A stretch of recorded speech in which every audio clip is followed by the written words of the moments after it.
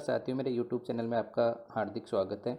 आज अपन UDISE online कैसे करें, इसकी संपूर्ण प्रक्रिया इस वीडियो में देखेंगे। कोरोना महामारी के दौरान सभी स्कूलें बंद हैं, फिर भी अपन को यूडाइस को ऑनलाइन करना है। इसके लिए अपन डाटा कहाँ से प्राप्त करें और कैसे उनका यूज़ करते हो यूडाइस को ऑनलाइन कर सकेंगे। इसके लिए आप साला दर्पण का भी यूज़ कर सकते हैं। कुछ डाटा साला दर्पण से लिए जा सकते हैं, कुछ साला सीधी पोर्टल का जो अभी हाल ही में अपन ने भरी है उससे भी अपन इसका डाटा लेकर उनको यूडाइस के अंदर फिल कर सकते हैं, ताकि यूडाइस समय पे पूरी भरी जा सके। तो सीधे अपन यूडाइस की प्रक्रिया कैसे करनी है इस पर बात करते हैं। सर्वप्रथम आपको अपने मोबाइल के अंदर गूगल क्रोम ओपन करना है। गूगल क्रोम के अंदर गूगल के अंदर यूडाइस प्लस लिखकर सर्च करना है। जैसे आप सर्च करोगे तो यूडाइस पोर्टल की वेबसाइट आपको नीचे दिखाई देने लगेगी, जो इस प्रकार है। आपको यहाँ पर क्लिक करना है। जैसे आप क्लिक करोगे तो आपके सामने यूडाइस पोर्टल का वेबसाइट का होम पेज ओपन होगा, जिसके अंदर आपको यूज़र नेम चाहिए, पासवर्ड चाहिए और कैप्चा चाहिए। यूज़र नेम जो होता है वो यूडाइस प्लस का आपका यूडाइस कोड होता है। पासवर्ड जो आपको पहले से बना रखे हैं वो होते हैं, और आपको यहाँ कैप्चा फिल करना है। यदि आपके पास पासवर्ड नहीं है तो आप यहाँ से फॉरगेट पासवर्ड भी कर सकते हैं, और फॉरगेट पासवर्ड करने के पश्चात आपके पास जैसे ही मोबाइल पर OTP आता है और OTP की सहायता से आप फॉरगेट कर सकते हैं। यदि मोबाइल नंबर चेंज और आप संस्था प्रदान चेंज हो गया है और मोबाइल नंबर आपके पास नहीं है तो आप ब्लॉक के MIS से संपर्क करके भी यहाँ से आप यूडाइस प्लस के फॉरगेट पासवर्ड की प्रक्रिया पूर्ण कर सकते हैं। जैसे ही आप ये सब चीज़ें यूडाइस के अंदर इस पोर्टल पे यूज़र नेम, पासवर्ड और कैप्चा फिल करके लॉगिन करते हो तो यूडाइस का होम पेज आपके सामने अपनी स्कूल का सभी डिटेल प्रोफाइल ओपन हो जाती है। तो जैसे आप लॉगिन करोगे तो आपके सामने यूडाइस का होम पेज ओपन हो जाएगा, जिसके अंदर आपको आपके यूडाइस कोड दिखाई देगा, स्कूल का नाम दिखाई देगा और आपके सभी डिटेल यहाँ पर कौन आपकी कैटेगरी कौन सी स्कूल की वो आपको यहाँ पर दिखाई देगी। होम पेज पर आपको इसके इंस्ट्रक्शन दे रखे हैं और इसको कैसे यूज़ करना है इसका सॉफ्टवेयर भी दे रखा है, और डाउनलोड प्री फिल्ड DCF भी आपके सामने दे रखी है, जो आप यहाँ से डाउनलोड कर सकते हैं। DCF पुराने डाटा जो अपने पिछले साल भरे थे वो आप देख सकते हैं कि कौन कौन से अपने डाटा भर रखे हैं। यूडाइस को ऑनलाइन करने के लिए आपको यहाँ पर click here the open DCF to fill the data पे क्लिक करना है। जैसे आप इस पर क्लिक करेंगे तो आपके सामने एक नया इंटरफेस खुलेगा, जो इस प्रकार होगा। इसके अंदर आपके सामने 2-3 चीज़ें होंगी जो मैं आपके साथ शेयर करना चाहता हूँ। इस यूडाइस के अंदर टोटल 11 खंड बने हुए हैं, उन 11 खंड को आपको भरना है। और यदि एक साथ में भरकर आप टुकड़ों में भी इस खंड को भरते हो तो आपके सामने जैसे जैसे आप इसको भरते जाओगे तो आपके सामने यहाँ शो होने लग जाएगा कि कौन से खंड को आपने भर दिया है और कौन से आप खंड को अभी तक स्टार्ट नहीं किया है। आपको जैसे आप इसको ओपन करोगे तो आपके सामने 4 चीज़ें आपको दिखाई देंगी। ओपन करने के पश्चात कि यदि स्कूल का नेम जो नाम है वो सही नहीं है, स्कूल की कैटेगरी यदि सही नहीं है, लो क्लास और हाई क्लास की कैटेगरी जो आपके सामने दिख रही है वो सही नहीं है, स्कूल के मैनेजमेंट में कोई भी अपडेट करवाना है तो सबसे पहले आप अपने ब्लॉक MIS से संपर्क करके ये सब चीज़ें पहले अपडेट करवाएं। उसके पश्चात ही school name, category, class, school management, इनमें कोई भी यदि चेंज है तो आप पहले ब्लॉक के MIS से संपर्क करके इनमें करेक्शन करवाएं, उसके बाद ही आप ऑनलाइन प्रोसेस को अप्लाई करें। तो ये करवाने के लिए आप ब्लॉक के MIS से संपर्क कर सकते हैं। यदि स्कूल की प्रोफाइल और सभी चीज़ें सही हैं तो आप इसको ऑनलाइन करने के लिए आगे बढ़ सकते हैं। सबसे पहले आप इसमें देखोगे कि ये कंप्लीट 11 खंडों में बना हुआ है। DCF नंबर दे रखे हैं ऊपर और अलग अलग इसके खंड बने हुए हैं। इन खंड को बनने के लिए आप दोनों लैंग्वेज का यूज़ कर सकते हो, हिंदी का भी और इंग्लिश का भी, जो आपको यहाँ दिखाई दे रहा है। यदि आप इसको इंग्लिश में बनना चाहते हैं तो इंग्लिश में तो आपको शो हो ही रहा है, और यदि आप इसको हिंदी में करना चाहते हैं तो हिंदी पर क्लिक करके आप इस पूरे प्रोसेस को हिंदी के अंदर भी बढ़ सकते हैं। जैसे जैसे आप इसके खंड बढ़ते जाएंगे उसके सामने कंप्लीट लिखा हुआ आएगा, और जिस खंड को आप प्रोसेस में रखोगे तो वो नोट स्टार्ट लिखा हुआ आएगा। इस प्रकार अपन इसको प्रत्येक जो खंड है, जो पहला खंड है 1.1 से 1.14 तक, उसके अंदर स्कूल प्रोफाइल के बारे में कंप्लीट डिटेल दे रखी है, और जो स्कूल की बेसिक प्रोफाइल है वो आपको फिल करनी है। तो बेसिक प्रोफाइल के अंदर क्या क्या चीज़ें हैं, और आपको स्कूल प्रोफाइल के अंदर आपको दिखाई देगा यूडाइस कोड। यूडाइस कोड के बाद भौगोलिक स्थिति आपने जो साला दर्पण पे भर रखी है वही आपकी यहाँ होनी चाहिए। यदि इसमें कोई चेंज है तो आप अपने MIS से संपर्क करके इसमें चेंज करवा सकते हैं। स्कूल का नाम है, स्कूल का स्थान ग्रामीण है या शहरीय है, गांव का नाम है, आपका कौन सा PO क्षेत्र लगता है, पिन कोड नंबर वगैरह, पंचायत का नाम, ब्लॉक, विधानसभा क्षेत्र नगर पालिका में है या नहीं है, ये सब चीज़ें आपको यहाँ दिखाई देगा। इसमें आपका जो यूडाइस का जो प्रभारी है उसके नाम, नंबर और स्कूल की अगर वेबसाइट बनी है तो वेबसाइट, स्कूल का ईमेल एड्रेस, ये सब चीज़ें आपको चेक करनी है। कुछ चीज़ें आप अपने स्तर पे भी इसमें चेंज कर सकते हैं, जैसे 1.10 से लेकर 1.14 तक की जो डिटेलें हैं, यहाँ से लेकर यहाँ तक जो डिटेल हैं, ये सब कम डिटेल, यदि इनमें कोई चेंज है तो क्लिक हियर फॉर अपडेट पे क्लिक करके आप खुद अपने स्वयं से भी डिटेल को अपडेट कर सकते हैं। लेकिन यदि आपको 1.1 से लेकर 1.10 तक कोई भी चीज़ में चेंज करवाना है, अपडेट करवाना है, तो ये सब आपके ब्लॉक MIS से संपर्क करके ही करवा सकते हैं। इसके लिए आप खुद से अपडेट नहीं कर सकते, लेकिन 1.10 से 1.14 तक की जो डिटेलें आप अपने स्तर पर भी अपडेट कर सकते हैं। ऐसे ही 1.15, 1.16 और 1.17, इनमें भी यदि कोई चेंज है, 1.15, 1.16, 1.17, यहाँ तक भी यदि कोई चेंज है तो ये भी आप ब्लॉक MIS से संपर्क करके ही कर सकते हो। स्कूल यूज़र इसको चेंज नहीं कर सकता।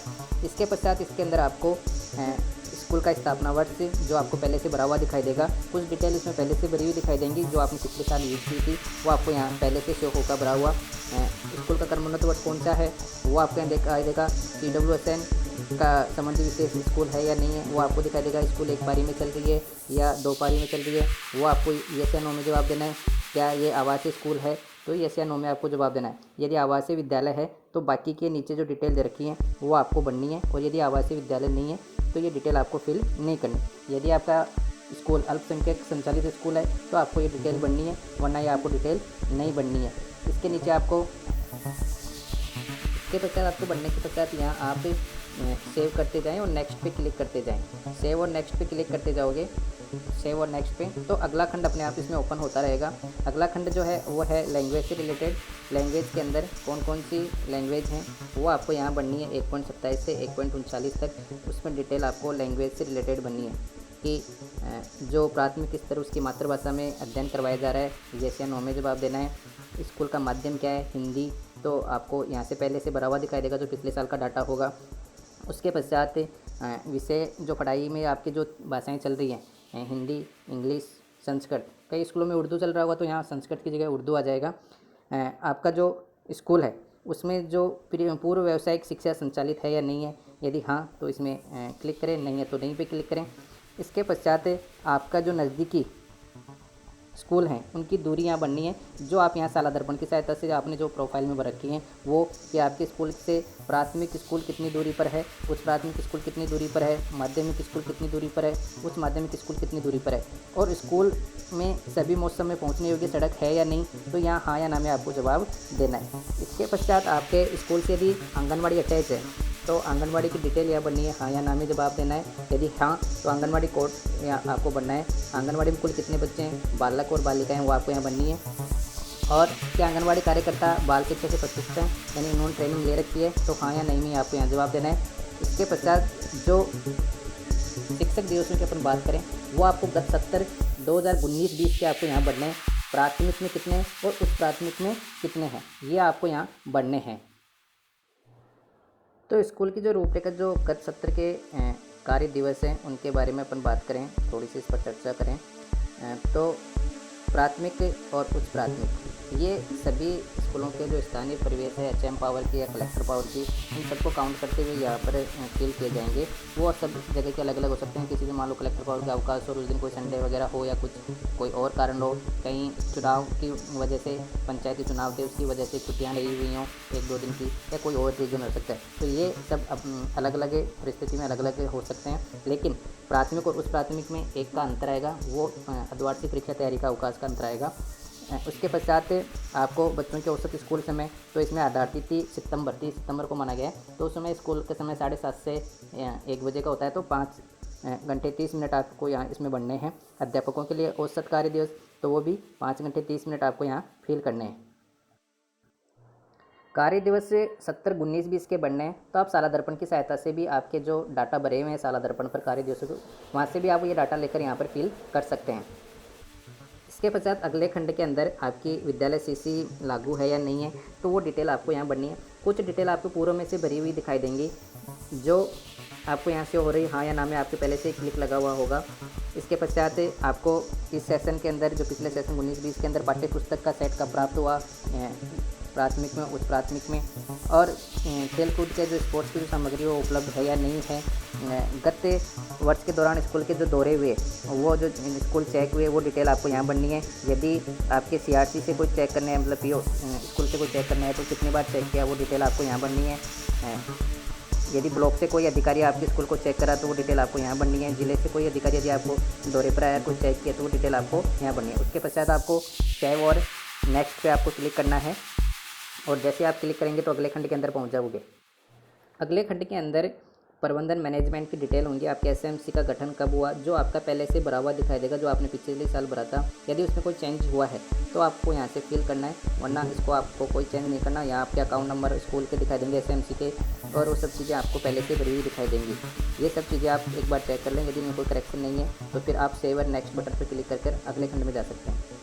दूसरा जो खंड है उसके अंदर स्कूल की भौतिक सुविधाएं और उपकरण के बारे में के अंदर डिटेल से बनना है। जो आपने पिछले साल भी भर रखी होंगी वो आपको यहाँ भरी हुई शो दिखाई देगी। यदि उसमें कुछ बदलाव हुआ है तो आप एक बार इसको देख लें, और उसमें कोई चेंज है तो कोई नए भवन के अंदर कोई पक्का मकान बन गया हो, कोई नया कमरा आया उसका और बन गया, तो उनकी संख्या में कोई भी चेंजिंग है तो आप यहाँ से चेंज करके सेव एंड नेक्स्ट पर क्लिक करके आगे बढ़ सकते हैं। अगले खंड के अंदर शौचालय सुविधाओं की डिटेल होगी, CWSN बालक के लिए है या नहीं है।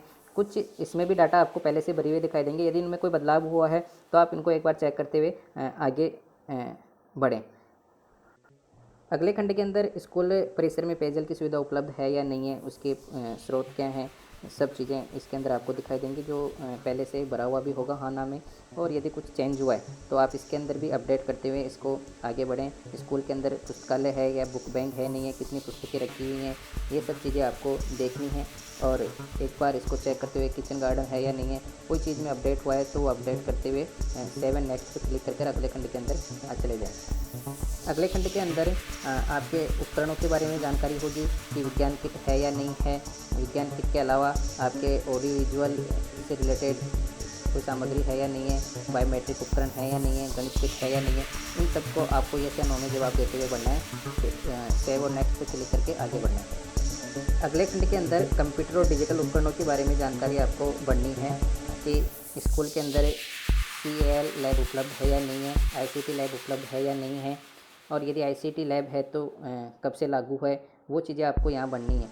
आपके स्कूल के अंदर लैपटॉप है, टैबलेट है, डेस्कटॉप कंप्यूटर, ये जो चीज़ें आपके डिजिटल से संबंधित हैं वो फिल यस या नो में करते हुए इसको फिल करना है, और सेव और नेक्स्ट पर क्लिक करते हुए आगे बढ़ना है। इस प्रकार दूसरा खंड बनने के बाद तीसरा खंड ओपन होगा, जिसके अंदर स्कूल का जो स्टाफ है उसकी डिटेल होगी। यदि आपके स्कूल के अंदर लेखाकार LDC यदि हैं तो उनकी डिटेल आपको यहाँ संख्या के अंदर यहाँ बननी है, और यदि नहीं है तो आपको यहाँ पे 00 बनना है। और मौजूदा शिक्षकों की संख्या, जो मंत्रालय कर्मचारी हैं उनकी डिटेल आपको इसमें बननी है, और जो स्टाफ है, शिक्षक साथी हैं, उनकी डिटेल आपको यहाँ बननी है। यदि आपने संविदा पर किसी कार्मिक को लगा रखा है तो उसकी डिटेल भी आपको यहाँ पर बननी है। कुल कितना स्टाफ है वो आपको यहाँ संख्या यहाँ पर फिल करनी है। इसके पश्चात सेव एंड नेक्स्ट पर क्लिक कीजिए और आगे बढ़िए। यहाँ पर जैसे आप नेक्स्ट में जाएंगे तो यहाँ पर आपके जितने भी स्टाफ साथी हैं उनकी सभी की डिटेल पहले से भरी हुई दिखाई देगी। जो आपका स्टेटस होगा इसमें नोट स्टार्ट लिखा हुआ होगा। आपको इसमें कोई चेंज है तो एडिट के बटन पे क्लिक कर एडिट करना है। यदि कोई साथी का ट्रांसफ़र हो गया हो या किसी वजह से स्कूल से चले गए हों, ट्रांसफ़र या रिटायर्ड हो गए हों, तो आपको उनका नाम यहाँ से हटाना है। तो उस नाम के सामने आपको डिलीट बटन दबाकर डिलीट कर देना है। और इसके अंदर जैसे आप ट्रेनिंग से संबंधित डिटेल आपको जो बननी है तो आपने TF के अंदर हाल ही में प्रपत्र 10 से आप वो सब चीज़ें लेकर इसमें फिल कर सकते हैं। और जो सूचना इसमें हैं वो जैसे आप इस पर एडिट पे क्लिक करोगे तो एक नया इंटरफेस ऐसा खुलेगा जिसमें उस टीचर की सारी डिटेल दिखाई देगी। आपको शिक्षक का कोड दिखाई देगा, यहाँ पर शिक्षक का नाम दिखाई देगा और जन्मतिथि वगैरह उसकी पूरी प्रोफाइल आपको यहाँ उस संबंधित शिक्षक को जिसमें आप एडिट पर क्लिक किया है उसका सब चीज़ आपको यहाँ पे शो होगा। आपको उस सेशन के दौरान उस शिक्षक ने जो प्रारंभिक स्तर को पढ़ाने वाले हैं, प्रारंभिक स्तर 1 से 8 को पढ़ाने वाले हैं, उनके लिए कौन कौन सी ट्रेनिंग हुई उनकी डिटेल आपको यहाँ पर बढ़नी है। यदि BRC ने कोई ट्रेनिंग करवाई है तो कितने दिनों की ट्रेनिंग है वो आपको यहाँ बढ़नी है। डाइट ने यदि कोई ट्रेनिंग करवाई तो वो बननी है। अन्य कोई SIRT ने यदि कोई ट्रेनिंग करवाई तो वो आपको यहाँ बननी है। जो भी आपने गैर शैक्षणिक कार्यों में यहाँ पर दिन बिताएं वो आपको यहाँ पे फिल करने हैं। बाकी सब चीज़ें डिटेल आपकी पिछले साल की आ जाएंगी भरी हुई। फिर आपको यहाँ सेव कर देना है। ऐसे सभी स्टाफ साथियों की प्रोफाइल को अपडेट करते हुए आगे बढ़ना है। सभी साथियों की प्रोफाइल अपडेट करने के बाद सभी के सामने यहाँ कंप्लीट लिखा हुआ आएगा। Complete complete complete complete. ये जब सबके प्रोफाइल अपडेट हो जाएंगी तो आप अगले खंड के अंदर फिल कर सकते हैं। अगले खंड के अंदर जो 19-20-21 का जो नामांकन है उसकी डिटेल भरी जाएगी। यदि आपके स्कूल से आंगनबाड़ी जुड़ी हुई है तो उसमें जो बालक बालिकाओं की संख्या है वो आपको यहाँ पर भरनी है। इसके पश्चात आपके जो कक्षा फर्स्ट में एडमिशन हुए हैं पहली क्लास के अंदर, उम्र के हिसाब से उनकी डिटेल आपको यहाँ भरनी है। यदि कुल बच्चे कितने हैं वो यहाँ पे भरनी है। कितने साल के बच्चा है, 7 साल के बच्चे कितने हैं, बालिका कितनी है। यदि वो बच्चे आपके आंगनबाड़ी से आए हैं और वो शिक्षा से कोई पूर्व ज्ञान रखते हैं, जुड़े हुए हैं, तो उनकी डिटेल आपको यहाँ पर भी देनी है। और जो बिल्कुल शिक्षा से नहीं जुड़े हुए थे, डायरेक्ट एडमिशन हुए हैं, उनको और प्री स्कूल के बच्चों को शामिल करते हुए वो सारे बच्चों की डिटेल आपको यहाँ पर भरनी है। फिर आपको सेव और नेक्स्ट पर क्लिक करना है। सेव और नेक्स्ट करने के बाद अगले खंड के अंदर वर्तमान सेशन का नामांकन बनना है 20-21 का, जो category wise general, SC ST OBC के आधार पर आपको यहाँ पर फिल करना है। ये नामांकन आप अपने साला दर्पण से भी ले सकते हैं कि कितने बच्चे SC में, कितने ST में हैं कक्षावार और कैटेगरी वार। ये नामांकन आपको यहाँ एक बार 4.2 में इसमें बनना है। आगे ये डाटा अपने आप ऑटोमेटिक आगे जहाँ जहाँ भी इसकी आवश्यकता होगी यहाँ से डाटा अपने आप ले लेगा। यदि कोई भी करेक्शन है आगे आपको शो हो रहा है तो वो सब चीज़ें यहीं पे आपको करना पड़ेगा। आगे यदि आपको लग रहा है कि कोई डाटा गलत भर दिया तो वहाँ पे करेक्शन नहीं होगा। करेक्शन जो भी होगा वो 4.2 के अंदर यहीं पे होगा। इसके पश्चात में आपको अल्प समुदाय से जुड़े हुए तो उनका डाटा आपको यहाँ देना है। कुल नामांकन में से कोई BPL में है, किनके पास आधार है, नहीं है, तो वो आपको डिटेल यहाँ भरनी है। ये जो खंड अपन भरेंगे यहाँ पर जो नामांकन भरा जाएगा वो आगे के खंडों में काम आएगा। कोरोना काल के अंदर सभी स्कूलें बंद हैं तो आपके पास बच्चों का डाटा उपलब्ध नहीं होगा, तो आप साला दर्पण का यूज़ करते हुए आप यहाँ से कक्षावार नामांकन और कक्षा ग्रुपवार नामांकन की रिपोर्ट डाउनलोड करके उसकी सहायता से आप यहाँ से डाटा लेकर यूडाइस के अंदर फिल कर सकते हैं। साला दर्पण के अंदर रिपोर्ट्स के अंदर जाकर रिपोर्ट के अंदर आप देखोगे तो कक्षावार नामांकन और कक्षा ग्रुपवार नामांकन अभी भी 20-21 का ही शो हो रहा है, तो आप वहाँ से ले सकते हैं और फिल कर सकते हैं।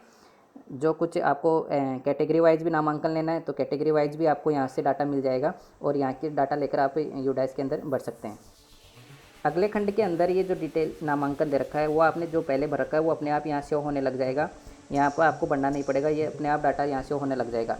इसके पश्चात आपको 4.3 के अंदर 30 सितंबर को आधार मानते हुए बच्चों की उम्र को आपको यहाँ भरनी है कि 5 साल के बच्चे कितने हैं, 6 साल के बच्चे कितने हैं कक्षा के अंदर, और वो डिटेल आपको यहाँ पर भरनी है। इसके लिए भी आप साला दर्पण से डाटा निकाल कर उनकी जन्म तिथि निकाल कर और उसके आधार पर 30 सितंबर को आधार मानते हुए कितने साल का बच्चा हो गया 30 सितंबर 2020 को, वो डाटा आप साला दर्पण से प्राप्त कर सकते हैं। इसके लिए आप साला दर्पण को अपने स्कूल लॉगिन को ओपन करोगे तो इसके अंदर आपको विद्यार्थी विवरण डेटा दिखाई देगा। जो विद्यार्थी विवरण डेटा है आपको रिपोर्ट के अंदर दिखाई दे जाएगा। यहाँ से आप एक्सेल फाइल डाउनलोड होगी, एक्सेल फाइल को डाउनलोड करके उसमें बच्चे की जन्मतिथि आ जाएगी। जन्मतिथि को आप देखते हुए 30 सितंबर को आप उनकी उम्र निकाल कर वो डाटा आप भर सकते हैं। अगले खंड के अंदर जो डाटा है वो आपको पहले जो 4.2A में भरा है वो यहाँ से अपने आप शो होने लग जाएगा।